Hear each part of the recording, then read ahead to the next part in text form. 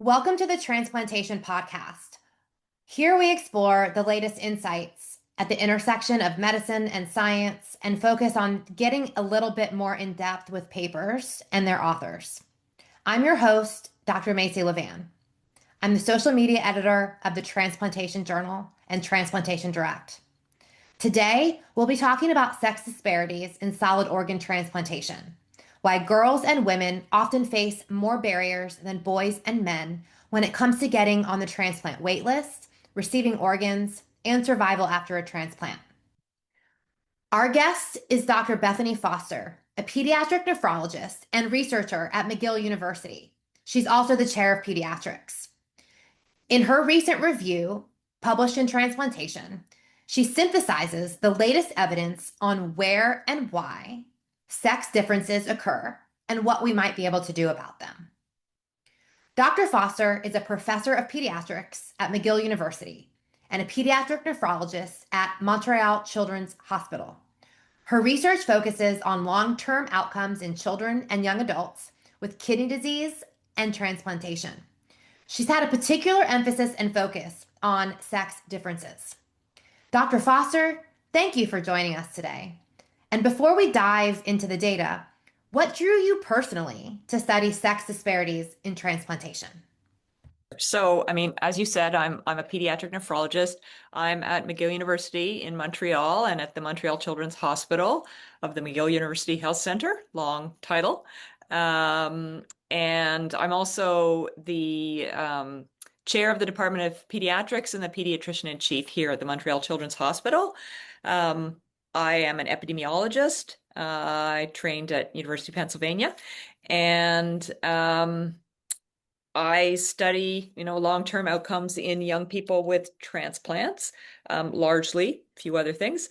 And I became very interested in sex differences in transplant outcomes when I started to notice some sort of confusing results between some of the different types of studies I was doing. So, I'll tell you exactly what the weird thing was, which was that in many of the epidemiologic studies I did using large databases, we would always put sex in as a covariate in our models.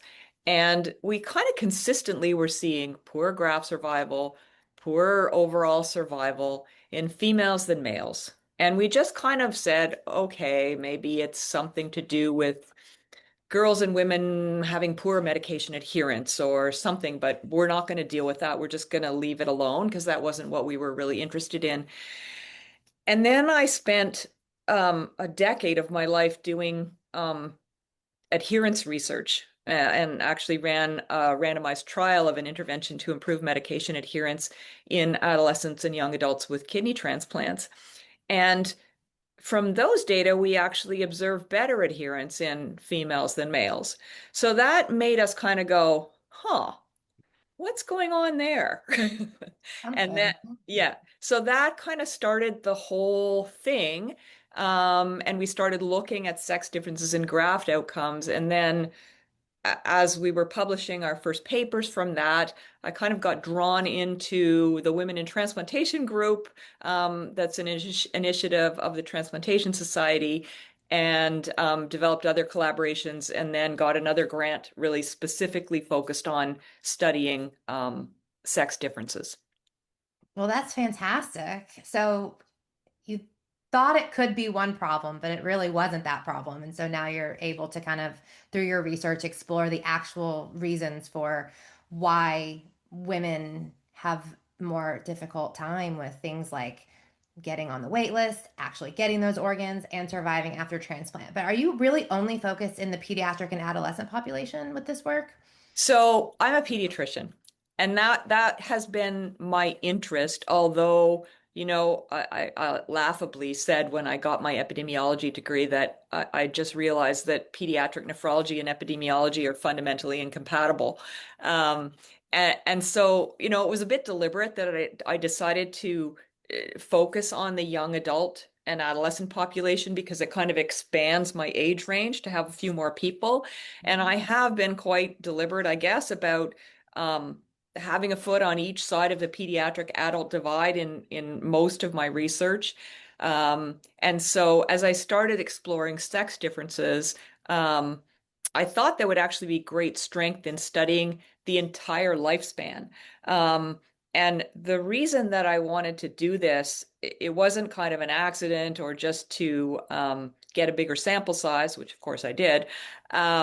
It was really because we know that phenotypic expression of sex differences varies across the lifespan. The sex differences in infants are not that big. Post-puberty, much bigger sex differences with differences in sex hormones and all kinds of things that differ. And then post-menopausal age, the differences get smaller again. And so if you're going to look at sex differences, you have to take this into consideration, that existing sex differences may not be the same at every stage of life. So it was a deliberate decision to study the entire lifespan. And of course, when we did that, we found very interesting things, which was that we saw very, very different things in the postmenopausal age group in older women and men than we did in the younger age group. Now, as we've done much more work, not just on graft and patient survival, but on access, and a lot of that work, I have to give credit to Amanda Vinson, who's done most of that. We've started to realize that there are a lot of biases into who gets access to the wait list, who gets access to a transplant, and that may influence survival in different ways for different people at different ages.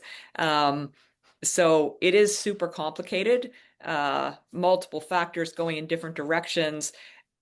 I don't think I can say that any of the work we have done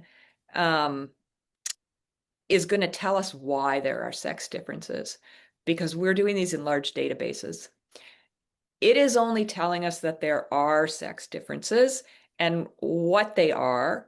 And if we're able to put in enough specificity, which means interactions in our models, we're able to get closer and closer to understanding what the factors may be, and what the biases could be that are influencing the outcomes. So I think it's been important to sort of shine a light on it and say, these are the differences we see.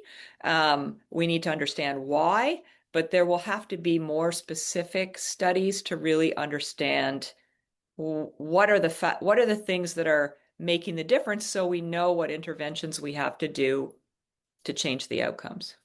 Now you're speaking my language. I'm a qualitative scientist, so asking those questions of people. Well, let's get to the future in a little bit. I want to start with where you just kind of left off with access to transplant and why women can lose ground here. So, for people who are listening, let's talk about the steps, right? So you have referral, waitlisting, actually getting transplanted. And so let's talk about, maybe this in the context of a series of gates in the transplant journey. At almost every gate, your work has found that women are at a disadvantage.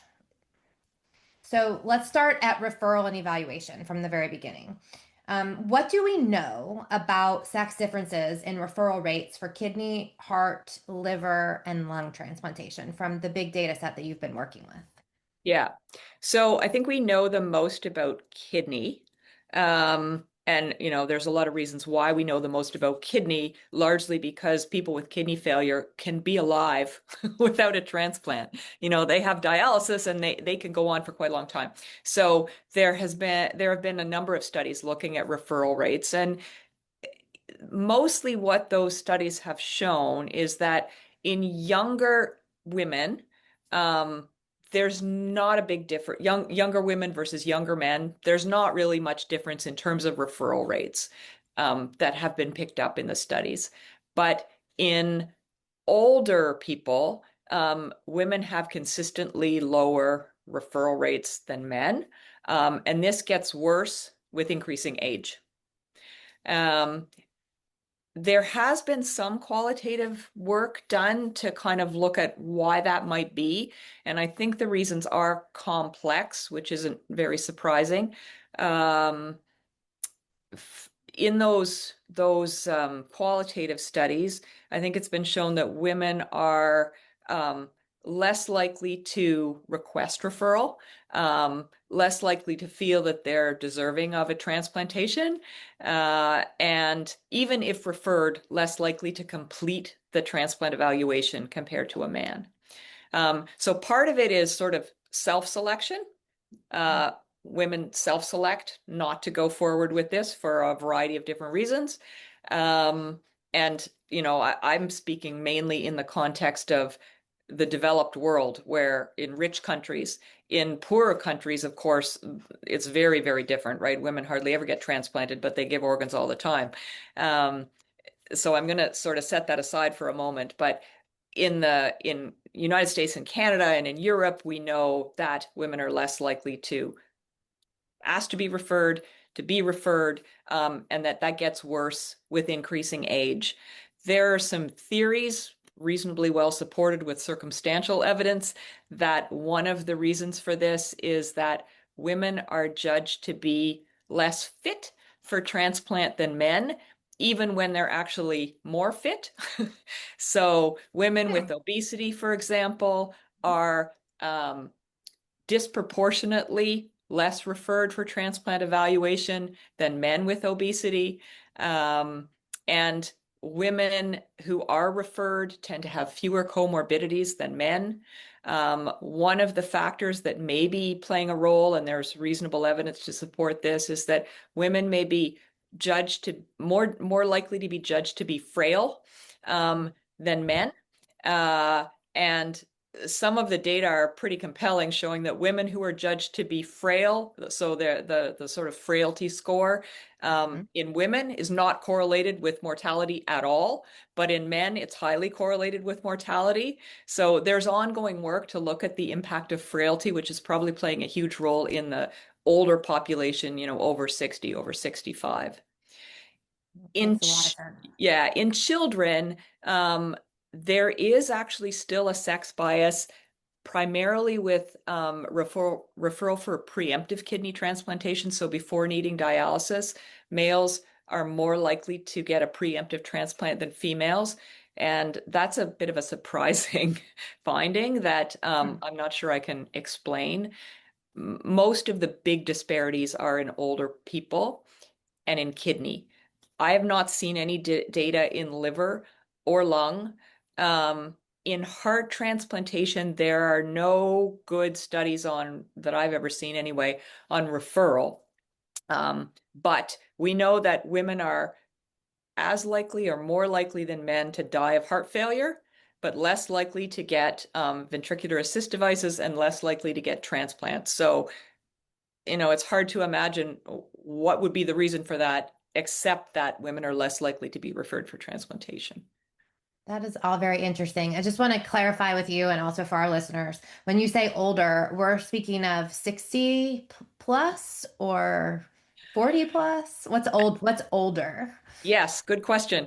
I'm trying to remember the specific studies. The Canadian study was 60 plus. Um, there was at least one American study that certainly showed like the biggest disparities in women. I think it was 60 plus or 65, but there were still disparities in more middle-aged women. And I don't remember the exact cutoff, whether it was like 40 or 50. I can't remember, but there were still disparities. Unfortunate, but true. And something, if we don't talk about it, we can't solve it. And if we don't learn why, we can't create interventions to make it better, right? So let's move on to waitlist activation. So basically, on this transplant journey, and we're talking about the gates of access to transplantation. Once patients are referred, they still have to complete the evaluation process, and then they have to be accepted onto a waitlist. So, what patterns do we see by sex at that stage, particularly the older women? Yeah, so that's sort of the same sort of pattern as I just described for referral, is that they're less likely to be activated on the wait list, and the disparities are bigger the older you get. Kidney older women are less likely to be referred, waitlisted, or receive a living donor transplant. Although deceased donor access has improved, especially after 2009, that's from your paper. I see that in liver, the MELD system historically has disadvantaged women, particularly because of body size and difficulty finding appropriately sized organs can also play a role. I imagine, is that also true for children? Um, That's a good question. I don't know specifically. I'm not a liver transplanter. Um, children would probably do better with a reduced, like with a split liver than Mhm. adults might do. But I'm not sure I can speak specifically to pediatric liver since I'm a nephrologist.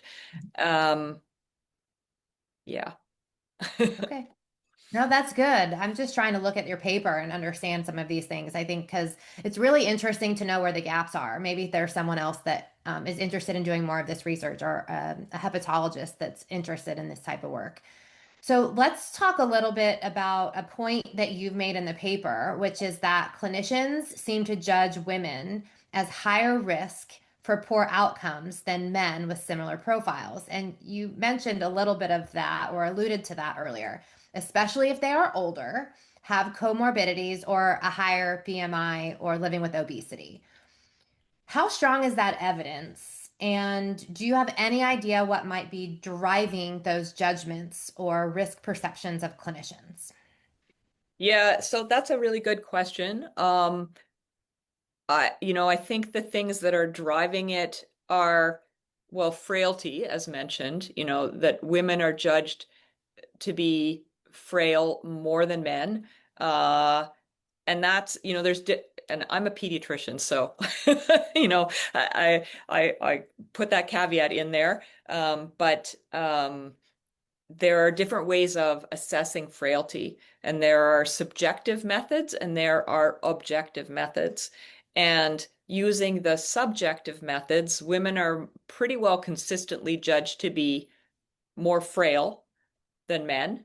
Using objective methods, they are not. And using objective methods, I believe that frailty predicts mortality to an equal degree in men and women. So frailty judgment is probably a big part of it. Um, and then the risk associated with obesity seems to be another part of it. Now, why is that happening? That I don't think I can answer really why that's happening.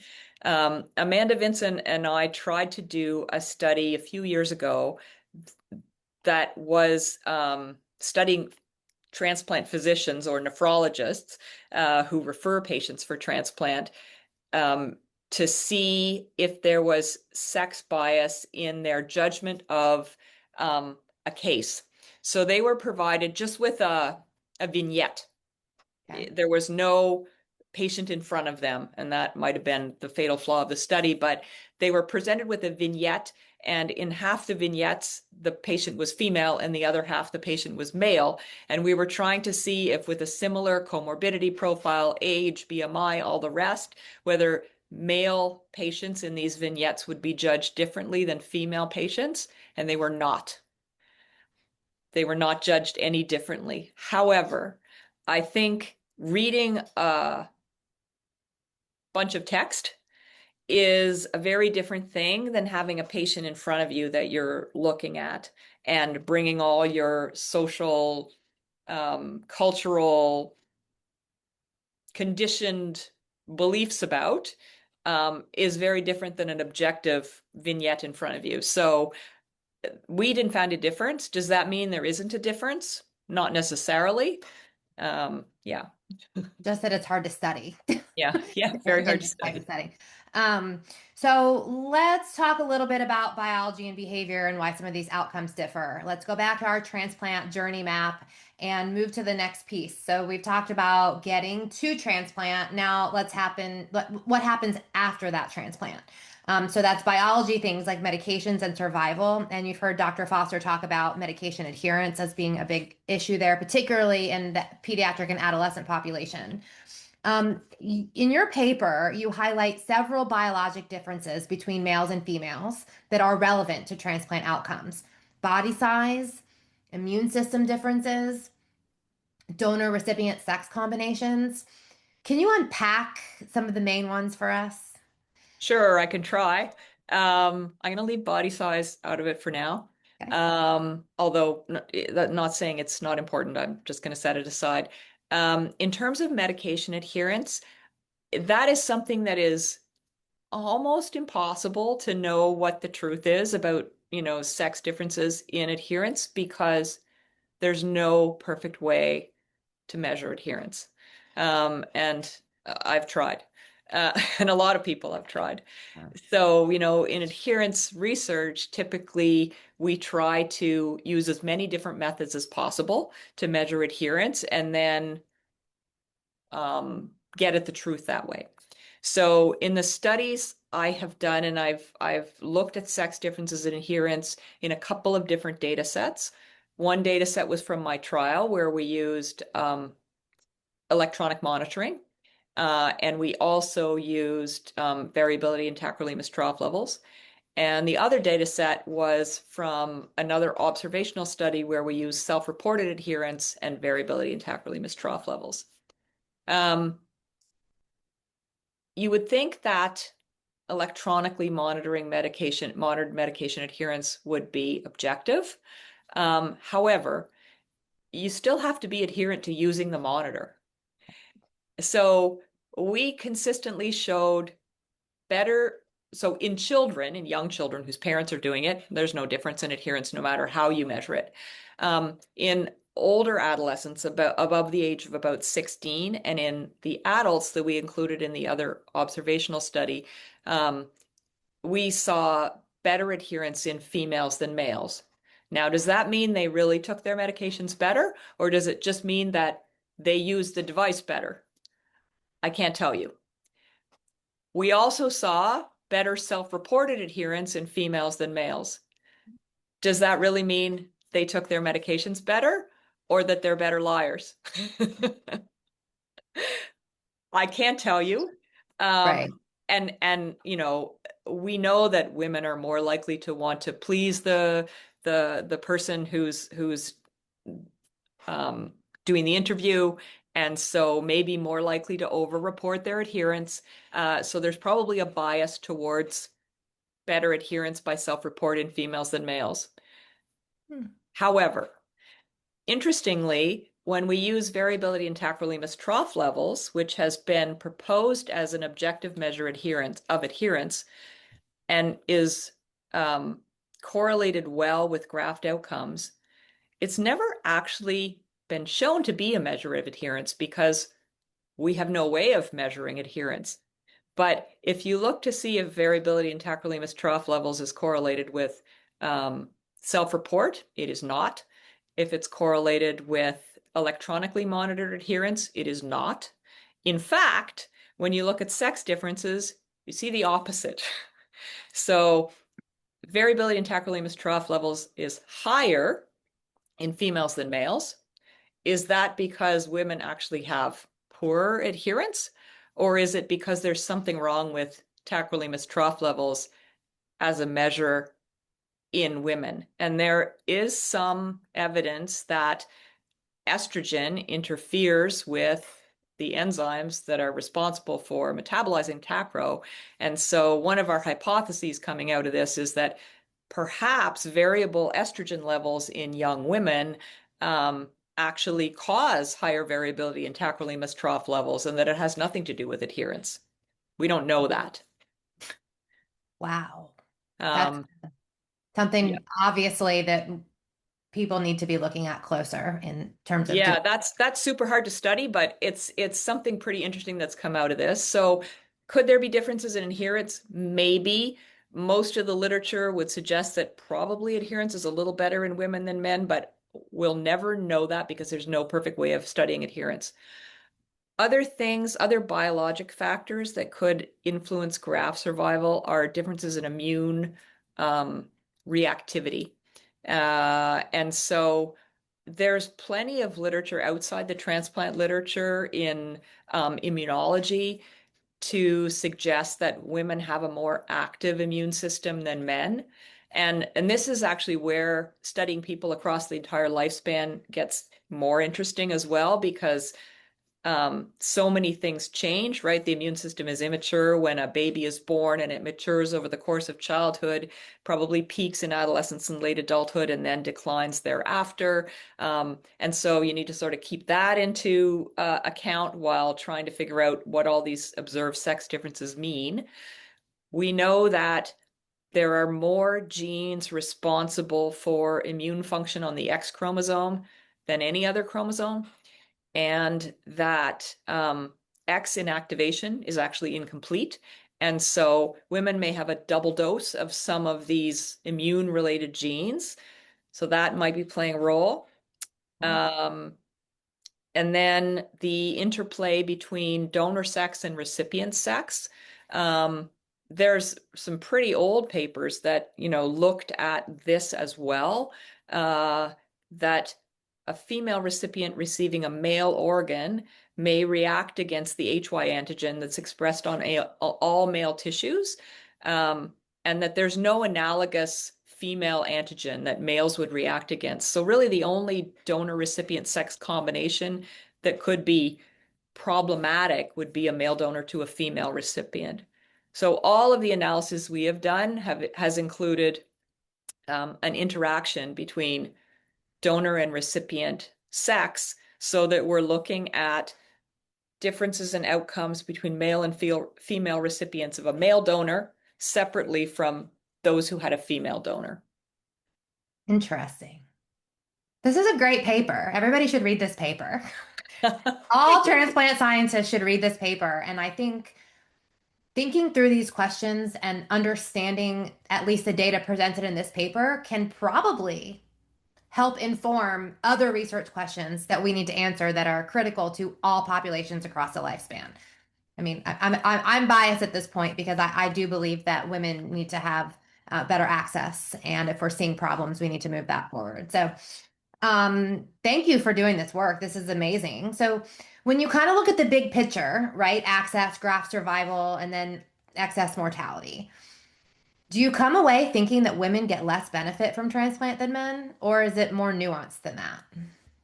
Yeah, no, I would definitely not say that. Women get just as much benefit from transplant as men. In fact, in the kidney world, you might even say women get more benefit because women being treated with dialysis consistently do worse than men being treated with dialysis. That's And it. that's a whole other problem that needs to be solved. But, given that women have higher mortality rates on dialysis than men do, or at least higher excess mortality rates, then, the conclusion is, well, then women should get transplants so that they aren't exposed to that. So, no, women benefit greatly from transplantation. The question is really, how do we make sure that transplant outcomes are optimized for every recipient? And so when we're talking about graft survival, we want to make sure that we're tailoring our treatments so that everybody gets the best benefit and ideally has one transplant for life. Um, and if that means that female transplant recipients get a different immunosuppression protocol than males, that's what it means. If that means that adolescents and young adults get a different immunosuppression protocol than older people, then that's what it means. And we haven't done that yet. We haven't really personalized our treatments. And, people talk about personalized medicine and they want to sequence the entire genome and find the gene. Why don't we just start by looking at how old they are and whether they're male or female? And why don't we do that first? Because I think that's going to have more payoff than some very esoteric little detail. I could be wrong about that, but. Seems fundamental, and fundamental things often do have large payouts when you think about them that way. So, if you could speak directly to transplant clinicians, nephrologists, cardiologists, hepatologists, pulmonologists, any of the subspecialty medical specialties or surgical specialties in transplantation, what practical steps would you urge them to take today and tomorrow to reduce sex bias in their own clinical practice? Yeah, that's a hard one because I think we need to actually approach this from a systems level more than an individual level because maybe there's a few bad actors out there, but I think most surgeons, physicians, nurses, everybody who's working the system is trying to do the best for every patient. And Right. nobody sees themselves as biased usually.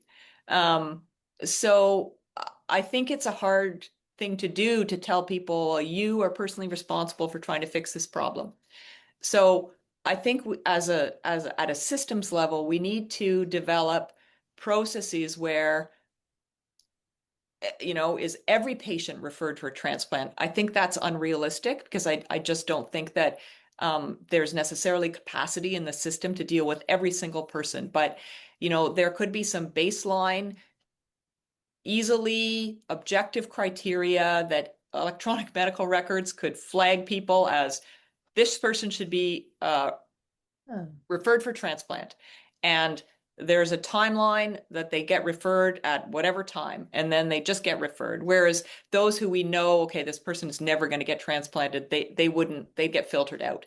Um, we need foolproof systems that bypass the human factor, where we're making those kinds of judgments. So we need that in the referral. Um, Waitlist activation, we need more objective means of deciding who gets activated on the waitlist and who doesn't. Again, should we have calculators or, there's always going to be a human factor involved in some way, but the more we can take away from individual value judgments, probably the better it's going to be. Certainly just um, highlighting, to transplant physicians and making them aware that these biases are happening is important. And then at the level of allocation, there are also things we can do. And I think there's been finally some good progress there. So, liver was one area where there was big problems. The MELD score was known Mhm. for decades to disadvantage women, and yet nothing was changing. And so since 2023, there's a new MELD, the MELD 3.0, which is deliberately trying to address the sex disparity in allocation that was known to exist for decades. Um, so it is frustrating to see that, it takes 20 years for people to go, oh, yeah, I guess we should do something about that. But something is being done. So hopefully that's going to make a difference. In lung as well, disparities were known. There's a newer score that's being used in lung that hopefully is going to help. I think a lot of researchers are now trying to do sex disaggregated analysis and really highlighting those disparities, which is helping shape policy. So those are the things I think that really need to be done. It's very hard on an individual clinician level to do more than just recognize that bias exists and try to fight against it. Yeah. So it's systematic. Sorry, erase that, Robert. So it's systemic issues. It is not individual bias. And so, can you talk to me now about these research gaps? And if a funding agency gave you a large grant to tackle any of these issues, what's the top study that you would propose right now? Hmm. I guess I would really love to try to figure out the tacrolimus story, the variability in tacrolimus. It's a hard thing to address in a very foolproof way. But I think it would be really fun to try to figure out if variability in tacrolimus levels, which we know is strongly associated with graft outcomes, was actually being caused to some degree by variability in estrogen levels in young women. I think that would be a very useful thing to know. How you would address that then is an open question, but you could try to address it at the same time, I guess. I think that that could be a useful thing to study. Very cool. Very cool. I'd support that research if I could. I have another question for you because sometimes we get patients and families that listen to our podcast, and especially women who are considering a transplant. What message would you want them to hear from the work that you've published? Um, so I guess, the main thing would be women benefit from transplant. Anybody with organ failure benefits from transplant. I mean, if we're talking about lung, liver, or heart, it's a matter of life or death. Uh, Yeah. Women deserve transplants as much as anybody else. Um, Women benefit from kidney transplants just as much as anybody else and are as just as deserving. So I think, advocate for yourself, ask to be referred. Um, Talk to your friends and loved ones about living donation. Uh, Women have great outcomes with transplant. When we talk about sex differences in outcomes, we're not talking about huge differences that, women do so much worse. They're small differences. And so everybody benefits enormously from transplant. These differences that you've identified scientifically and from an epidemiological perspective help us to fix problems and understand where we might be able to intervene. Not that women don't benefit from transplant, they absolutely do. And so, thank you for making that point because I do understand that patients and families might see something like this and be like, "Oh, am I not going to get as much of a benefit given survival or other types of challenges there?" So, thank you for making that point. And my final question to you today is if our listeners remember just one key point from your review from the science, what should that be? Hmm.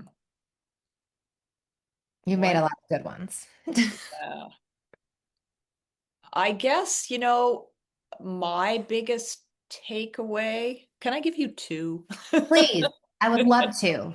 Okay, I'll give you two. One is that we can't underestimate the impact of bias in access to transplant on everything that happens downstream. Um, and I'll just give you a quick example. So if women have to be healthier to get referred, to get onto the wait list, to get a transplant, then if we see better outcomes in women than men after transplant, we should not be surprised, right? Because we are selecting the very healthiest people who are going to survive the longest. And so we should not conclude, oh, women are fine, everything's great, everything's great. No, let's solve the access problem, and then we'll look again and see, is everything fine? Maybe it is. So that's one point. Access is key, and it has a huge impact on all the outcomes. And the other point is there is huge value in studying the entire lifespan. Um, we learn something by looking at little children and elderly people and everybody in between. Something that we see in adults, we can help us understand what we see in children and vice versa. And so I think there's huge value in studying the whole lifespan. I love it. Dr. Foster, thank you so much for walking us through this complex and critical topic. Your work makes it very clear that while biological sex differences exist, disparities that we see in access and outcomes are also potentially driven by policy choices, clinical practices, and social norms. Those are all things that can ultimately be changed. For those interested, the paper is titled Sex Disparities in Transplantation, Access and Outcomes, an Overview. It's been published in the Transplantation Journal in the April edition. It's available online now. You've been listening to the Transplantation Podcast. I'm Dr. Macy Levan, the social media editor for the Transplantation Journal. If you've enjoyed this episode, please subscribe and share it with your colleagues. Thanks for listening. We'll see you next time. Thank you very much. I really enjoyed it.